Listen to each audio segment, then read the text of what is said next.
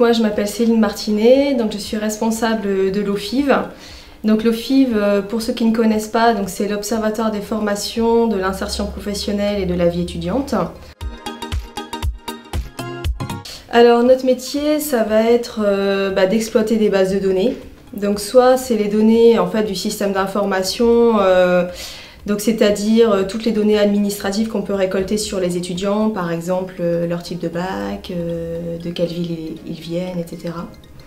Et pour toutes les données dont on ne dispose pas dans le système d'information, donc ça va être de concevoir des enquêtes justement pour collecter toutes ces informations-là qu'on n'a pas et donc qui répondent à des problématiques qu'on se pose au sein de l'établissement. Alors des enquêtes, on en fait pas mal, c'est même le cœur de notre métier à l'OFIV. Donc on réalise des enquêtes d'évaluation des formations. Donc ça, l'idée c'est vraiment de recueillir auprès des étudiants leur avis sur la formation, donc s'ils en sont satisfaits, pas satisfaits, les points forts et les points faibles selon eux.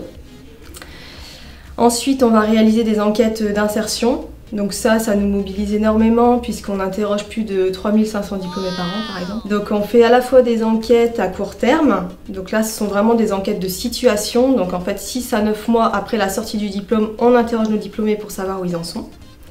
Et ensuite on a les enquêtes d'insertion donc à long terme, qui là sont ministérielles, donc en fait elles sont obligatoires. On interroge nos diplômés là, de licence pro, de master et de doctorant.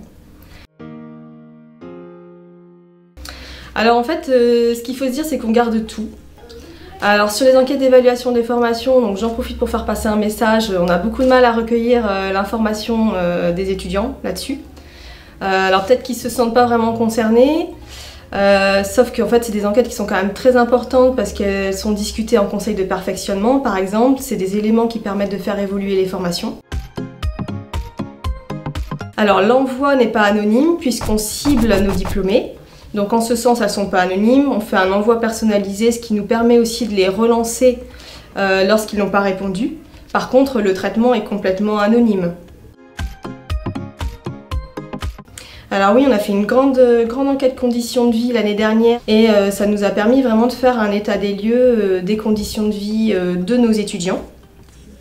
Et pour moi, au-delà de l'état des lieux qui est déjà très important de savoir sur différents thèmes, donc le bien-être, la santé, le logement, le transport, le budget, enfin vraiment on a balayé tous les thèmes, ça nous permet déjà de faire un état des lieux de la santé de nos étudiants global, mais ça nous a permis aussi de pointer certaines difficultés telles que le logement.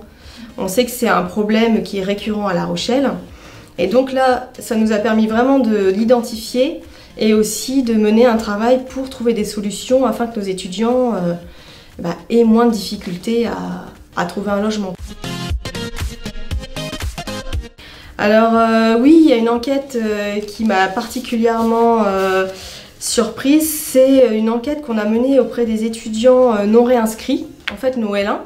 On sait qu'on a une évaporation quand même de nos L1, tous ne restent pas chez nous, donc on en a environ 30% tous les ans qui partent. Et en fait, ces étudiants-là, on les appelle un peu à tort les décrocheurs. On les estime un peu partis et un peu perdus du coup. Et en fait, on s'est rendu compte par cette enquête que pas du tout. En fait, c'est des étudiants qui viennent à l'université, mais dont c'était pas le premier choix d'orientation. Donc ils arrivent, ils disent qu'ils sont finalement pas super motivés pour être à l'université. Donc en final, ils profitent de cette année-là pour rebondir, pour essayer de renclencher sur leur premier choix d'orientation, qui est souvent un BTS ou un DUT. Et donc on se rend compte que finalement, quand on les questionne sur leur passage à l'université, ils estiment que ça a été positif pour eux parce qu'ils ont appris plein de choses, plein de compétences nouvelles. Et en plus, on les retrouve finalement un an plus tard pour une grande majorité d'entre eux dans leur premier choix d'orientation. Déjà, j'ai envie de dire, faut arrêter aussi les idées reçues. Nos diplômés à l'université s'insèrent quand même super bien. En fait, on a nos diplômés qui s'insèrent à 90% en fait, dans les 3 mois qui suivent la sortie du diplôme. On réalise ce genre de fiches pour toutes les enquêtes d'insertion qu'on mène, donc que ce soit à 6 mois ou à 30 mois. Donc en fait, c'est des fiches qui sont faites par diplôme, donc pour un étudiant, pour des familles qui s'inquiètent de ce qu'il va pouvoir faire après, donc c'est vraiment l'outil idéal.